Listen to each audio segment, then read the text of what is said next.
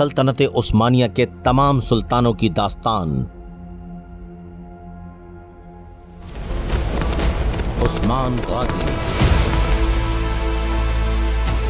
इस्लामी तारीख 656 हिजरी को बगदाद में हलाकू खान जुल्म व बर्बरियत की दास्तानें रकम कर रहा था। मुसलमानों का कत्लेआम हो रहा था, कोई उसको रोकने वाला नहीं था। मुसलमान रियासतें मंगोलों के खौफ से थर थर कांप रही थीं। मुसलमान तातारियों को अल्लाह के अजाब से तशबीह दे रहे थे। ऐसा लग रहा था कि शायद दुनिया में अब कोई मुसलमान हुक्मरान ऐसा नहीं जो इनको रोक सके। जब बगदाद खाक और खून का मंजर पेश कर रहा था, वहीं इसी दौरान तुर्कों के चरवाहों के कबीले के सरदार अर्तुरुल गाजी का तीसरा बेटा पैदा हुआ, जिसका नाम उसने उस्मान खान रखा। ये वही उस्मान खान गाजी है जिसने आगे जाकर सल्तनत उस्मानिया की बुनियाद रखी। 1288 ईस्वी में अर्तुरुल गाजी का इंतकाल हुआ तो उसका सबसे छोटा बेटा उस्मान गाजी कबीले का सरदार बना। ये वो वक्त था जब सल्जूकी सल्तनत दम तोड़ रही थी। एशियाई कूचक में अनारकी फैली हुई थी। सल्जूकी सल्तनत की कमजोरी के बायस आसपास के कई इलाकों में उमरा ने अपनी अलग अलग हुकूमतों का ऐलान कर दिया था। उस वक्त पूनिया में सलाजका रोम का हुक्मरान सुल्तान गयासुद्दीन मसूद था।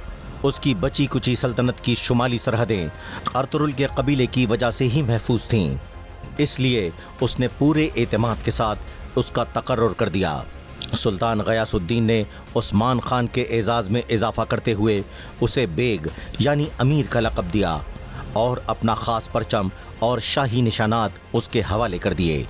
क्योंकि अर्तुरुल गाजी अपनी ज़ोर व क़ुव्वत और सल्जूकी हुकूमत के इंतशार और कमज़ोरी के बावजूद हमेशा सल्जूक सल्तनत का वफ़ादार रहा और कभी अलहदगी का ऐलान नहीं किया था। और इसके बाद उसके बेटे उस्मान गाजी ने भी इसी रविश को इख्तियार किया और अपनी फतूहात से जितना हो सका सल्जूक सल्तनत की शान व शौकत को महफूज रखा। यूं उस्मान ओहदे के लिहाज से नायबुल सल्तनत और अमली तौर पर बा-इख्तियार हुक्मरान बन गया।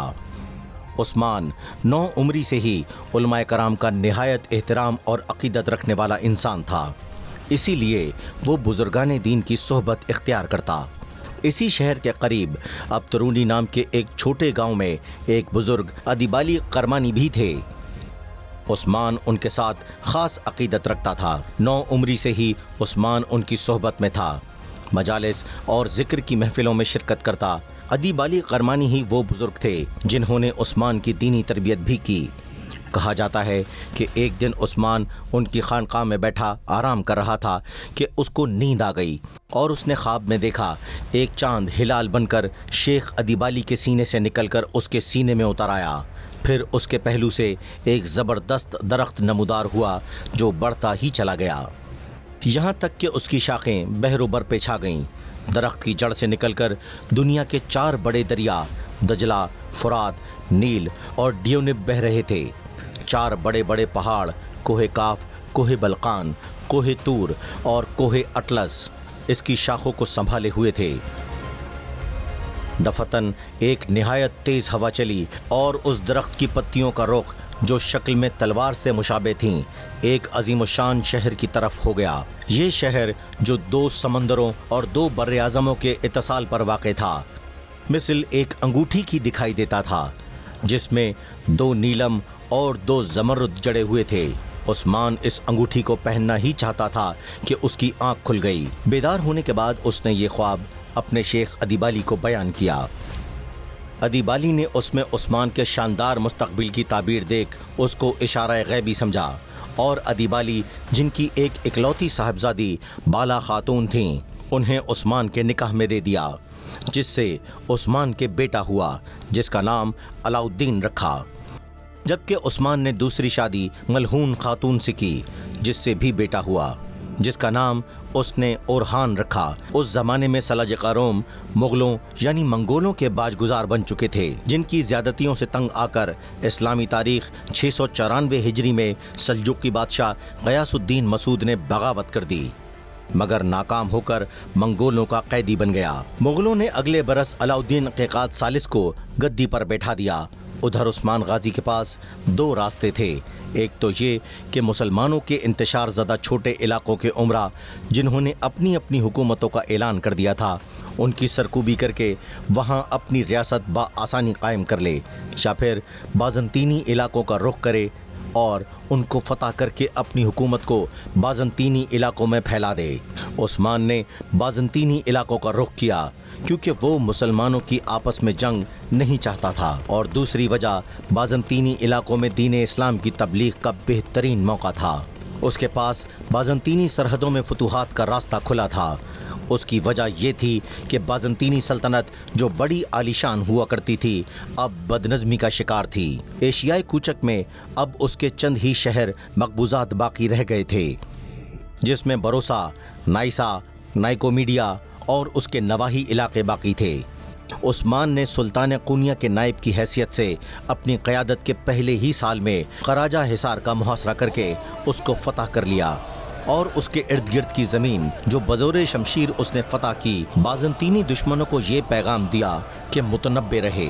اگلے 7 سے 8 سال عثمان غازی نے کوئی جنگ نہیں کی اور ساری قوت اپنی قائم کردہ جاگیر میں امن و امان، دین اسلام کی ترویج اور تبلیغ میں لگا دی۔ مختلف ادارے قائم کیے۔ علماء کرام کا بہت زیادہ احترام کرنے والا انسان تھا، اسی لیے اس نے ہمیشہ دور دراز علاقوں سے آنے والے علماء کرام کو خوش آمدید کہا اور مدارس، خانقاہ قائم کی تاکہ مسلمان بچے اور نوجوان بزرگان دین اسلام کی صحبت اور علم حاصل کر سکیں، اور یوں باقاعدہ اپنی ریاست کے لیے پہلی مسجد کی تعمیر بھی کی۔ 699 ہجری میں عثمان نے خود مختاری کا اعلان کر دیا۔